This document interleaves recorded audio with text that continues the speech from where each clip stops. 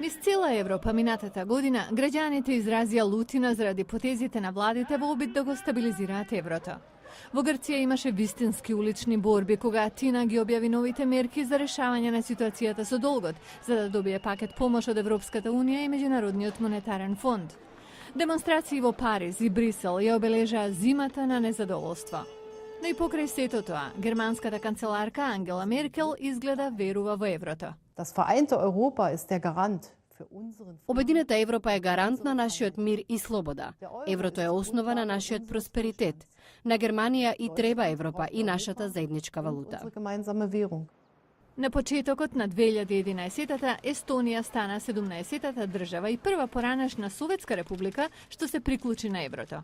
Тоа е малечка економија од 19 милиарди долари и не се очекува да направи голема разлика. Слабите европски економии беа фокусни на самитот на Европската унија во декември.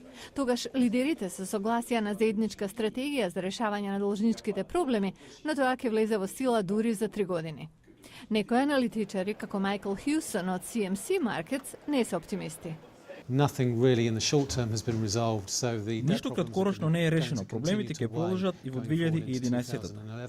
Британија не е дел од еврозоната, но дава помош. Британските студенти не беа многу среќни со решенијата на владата.